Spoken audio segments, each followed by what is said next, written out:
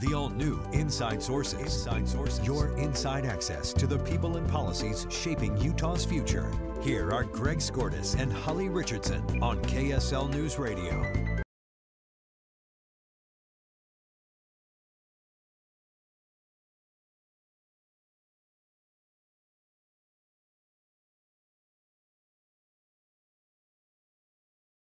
To 5, but that is changing, and it seems like really it never ends. And look, I've been a mom, and my workday started before dawn and ended way after midnight, way after dark.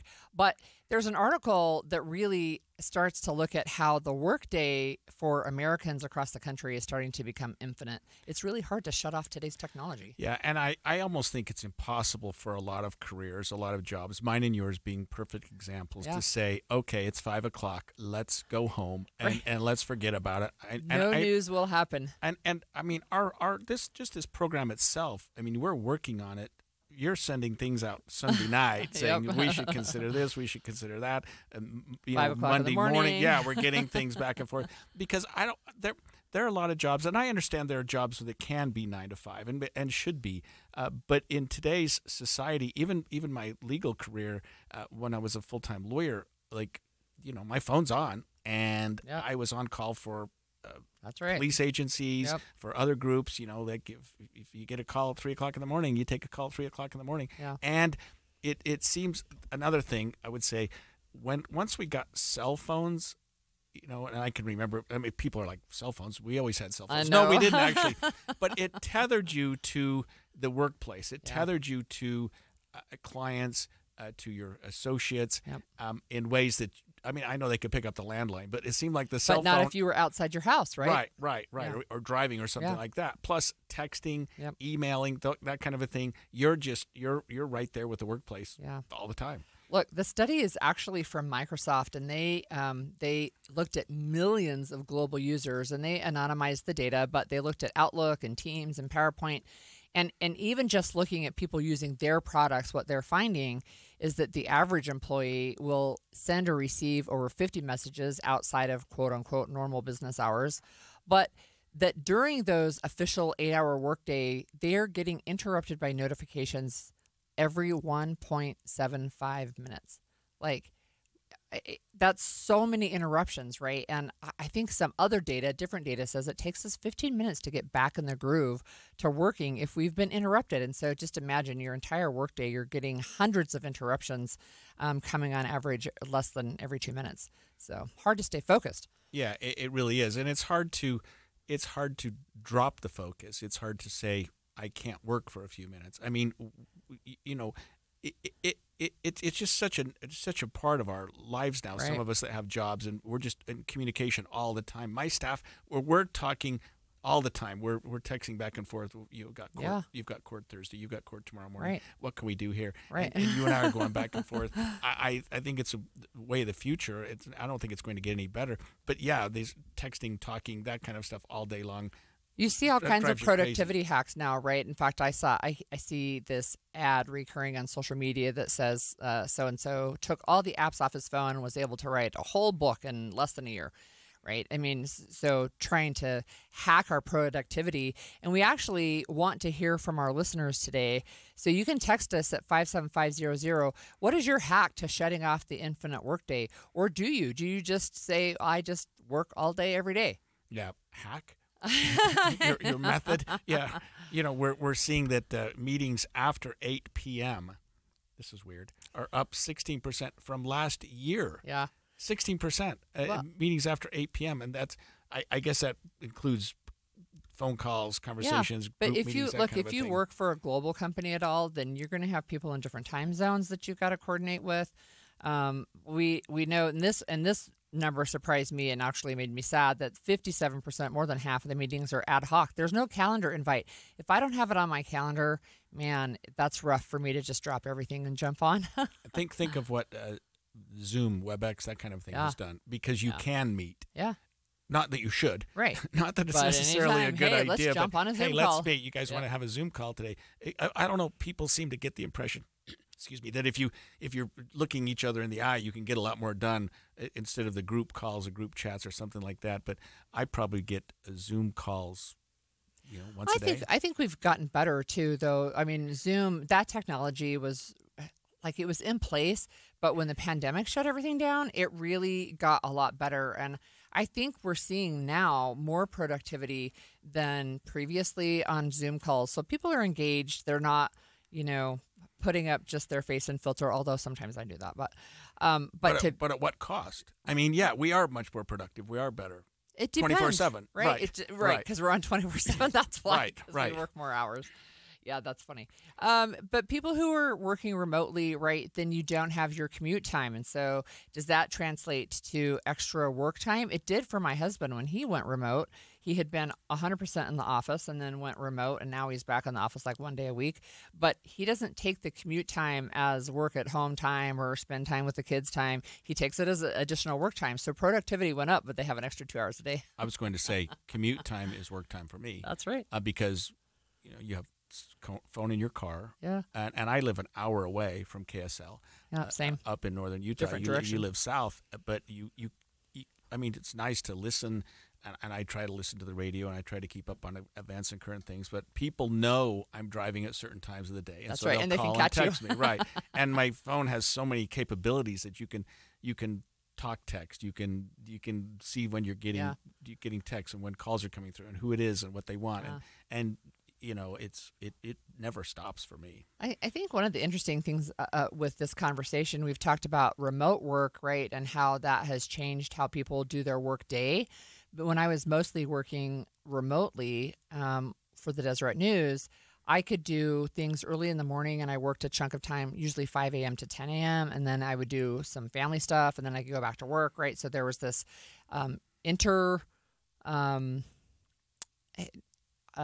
task, I guess, in blending of tasks, right, during the day. But one of the things that concerns me is we have this back to the office move, right, where people are like, well, we want people back in the office, but it doesn't stop the phone calls late at night or early in the morning or the text messages, right? And do people feel like, well, if my boss texts me at 8:30 p.m., I better respond? Yeah, I have to ask you a question. Sure. You produce this Utah policy Yeah. every day, every weekday. And of course, a lot of it is stuff that happened during the night. I mean, how and when do you produce that? Or are you just doing it all day? So, no, generally speaking, I start in the evening and I'll do stuff from the day. It depends. I do have an intern now who's helping me with it, so that's great. But I start in the evening and I look at news stories that have happened during the day that maybe I didn't capture the day before. But I am up early every morning, at least by 5, sometimes earlier than 5 a.m. to look and see what has happened. It's 7 a.m. on the East Coast, right? Maybe stuff happened overnight. There's always something that happens, right, in this news cycle, right? So I want to make sure I've got that, yeah. So it's like 5 in the morning for that. And then what time does it usually come out? It comes out at 7:15. 7:15 to 7:30 in the morning. Right. Yeah, every morning. Yeah, I think it's really helpful because for us, those of us that look at it, it's great. But for those of you that are creating it, it's 5 days a week, right? It's 5 days a week, so not 7. So, right.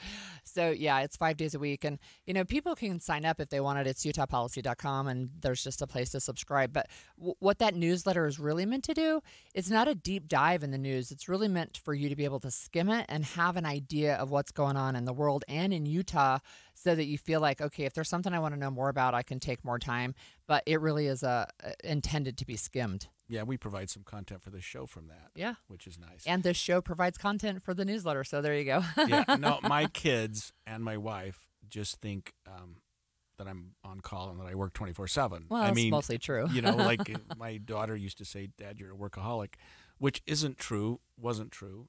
Well, partly true, but it is. But you do kind of want to be available, and if you're working in certain industries where you're soliciting clients or you're getting work, whatever it is, you want to be available. You want to make sure. I don't care what you're doing. If you're painting houses or practicing law or fixing plumbing. I was a midwife for about 20 years. Yeah, there you go. I had to have my phone on around all night long, right? Most of my calls came in the middle of the night, right? It took about 5 years for my husband to stop asking, "Where are you going at 3 a.m.?"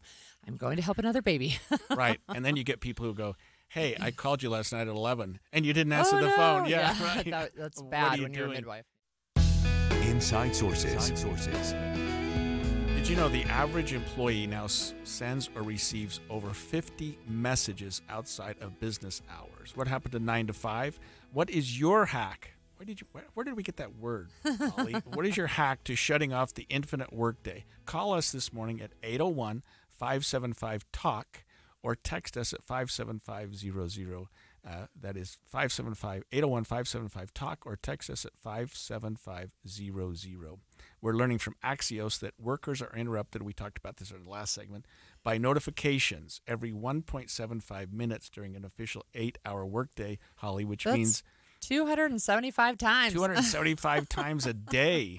What is wrong with this? And you know what? That's my day. Yeah. I mean, that is my day. I don't get that many, so I feel like I'm interrupted a lot. It's not that often. Yeah, and even when we're driving or doing or in court and I'm sitting there, the fact that we have a cell phone. Right. Now I shouldn't admit that I look at my cell phone in court. I really don't, but I do have that little thing that comes up on your screen that so and so's texting you or something like that. It's just crazy. I get spam calls, but at least now my phone tells me probable spam. So we have our producer Caitlin with us this morning, and so what is the? So we're the geezer generation. What are you youngsters do? Are you just used to it? Is that just something you expect to do? Well, no, it's terrible. I think that it's a bad work-life balance of what's kind of happened, but it's just the way technology has emerged. But also, depending on how you work, I relate to this because I work in news. I'm only supposed to work so many hours a day. I try really hard to do that, but it is difficult when you get a notification like, U.S. bombs Iran. Right. I was just going to say that, so it's very hard to shut off sometimes, but the way I think that we have some control over it. I hope that most of the people have management that believes in disconnecting. Mm-hmm. But you can control it by, this is what I do. My phone completely goes silent it's 8 p.m. now, but I have different focus modes on my phone. I don't know if you know what those are, but they exist if you have an iPhone, or any phone really can do this, but your phone can detect where you're at, or you can set it for different hours. So like when I am here at KSL, I have a work focus mode and I allow all the news notifications, every single one. I know that I allow that. I allow my messages, my calls, everything like that. I don't get any notifications for social media ever, but that's just my own balance. But then when I leave here, I have like a middle ground one where I'll get some, and then like I can go home, and certain times it goes silent.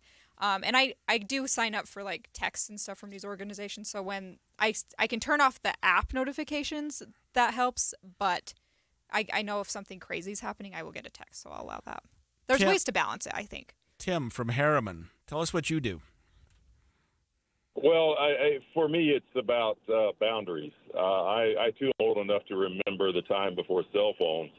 And if you remember, if someone wanted to get in touch with you, they called if your home phone. And if you weren't home, they had two options, wait for you to call back or call you later. So, and remarkably, we got things done. So as far as work goes, I've made it clear that, just because I have a cell phone doesn't mean anyone has 24/7 access to me. And if someone from work calls me at home 8 or 9, 10, 11 o'clock at night, whatever it may be, they know that the building better be burning down or someone's on their way to the ER. Yeah. Other than that, leave me a note and I'll deal with it. That's great boundaries, Tim. Thanks for sharing those. Tim, Tim, let me ask you a question, because I mean we still have landlines here at the office. I don't have a landline at home anymore, but I remember. Do you have a landline at home? Not anymore, no. Does I anybody? Remember when we got our first landline at home? Yeah. I can remember that. I can remember. Wow. Yeah.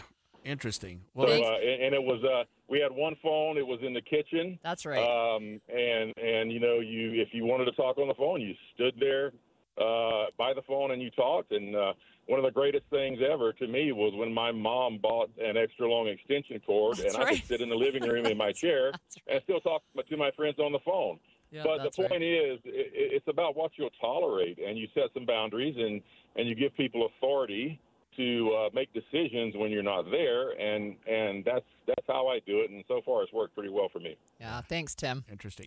We had the landline in the kitchen too, and you would talk on it once in a while. But we had an extension in my mom's bedroom.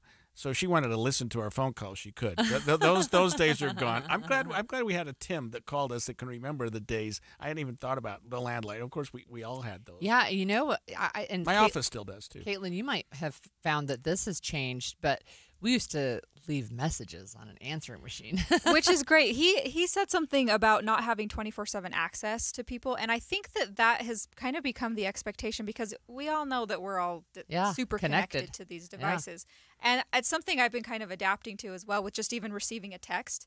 I always feel like, I mean, I do like to respond quickly because I don't want to forget to respond, but there's an expectation to respond quickly. Yeah. And I think that having that control of like, I'll get to that when I get to that, it's like an email. Yeah. But I don't think it has to be as urgent. I mean, if you're on the clock, respond when you can respond. But there's definitely boundaries that you can set with your device. It's just definitely harder. And I would love to have a home phone only again, I think.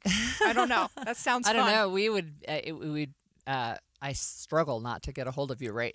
I think that's one of the things, too, that has changed is our expectation of how quickly people should respond, right? And you mentioned that, but I remember back in the day, like if you sent a letter, you would expect that it would take, X number of days, or if it was international, a week or more to get there and then to send back. So you would expect maybe 2 weeks turnaround time if you were sending a letter to a missionary overseas or something. Now, if we don't hear back in like 5 minutes, it's like, what's wrong? Right. How come they didn't answer me? What's wrong? Trauma response. I totally get that as well. But yeah, I don't know. I think it's really interesting. And my generation, I think, is adapting to this a lot. And I've been trying to balance my own use with my phone for the last few months. I would expect also that your generation may not remember not having a cell phone, not being tied. I mean, your job is anything but 9 to 5.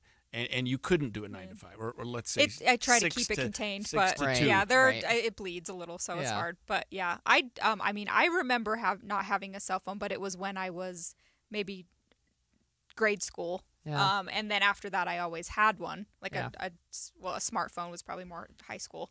But in my work life, it's always there. And one thing, we talked about how many notifications we get. What'd you say, 1.75 per minute in a work day? Every 1.75 minutes. I just think about how distracting that is from your actual work. Because I Right. know that's a problem for me because you're always just like, you're focused on something and then this goes off. Focus on that. You got a calendar notification, get an email, you get all this. And that is my brain all the time. But that's why I choose to turn it off. Now we all have ADHD. Yeah, I think I'm not saying that this is factual because I'm not a doctor or anything, but I think that when I took my social media break and took some time off from my phone, my focus improved significantly and I was so much more productive. Yeah. So I don't know. I think that's something people should pay attention to. I mean, it definitely has an impact, right? And then it spills over into the social media use and stuff. But we're raising a granddaughter. She's only 10, true digital native. Right. So when she was 1, she was scrolling on my phone and could get places she wanted to go when she was 1 year old. That's crazy. It is crazy, right? It is crazy. And it's just her vocabulary. In fact, for a while, I thought it was funny. She loved to watch Peppa Pig, which is a British show. And she would say to me when she was like 3 years old, she'd say to me in a British accent, Mum, I'm going on holiday in the aeroplane, which I thought was hilarious. So yeah, and I don't know, just thinking one thing with the workday situation, you just made me think of influencers because they're we're connected to that at a very young age. There's the benefit of having that flexibility when you're just like an entrepreneur or even working from home like you said you do, but that flexibility kind of comes with the cost that it doesn't always turn off unless you're really disciplined with those that I don't know, make your own 8 hours that you work. But yeah, I believe in boundaries. I think that we all need it, and I think that we can improve our focus. But this is true. I can relate to this a lot. Well, I hope that some of our listeners gained something from that, and I know I did because I never shut my phone off. And when I get up in the morning, I look at the missed calls and missed texts and check my emails, and it's sad. My wife is like, "What are you doing?" Set some boundaries, Greg. Yeah, I need to do that.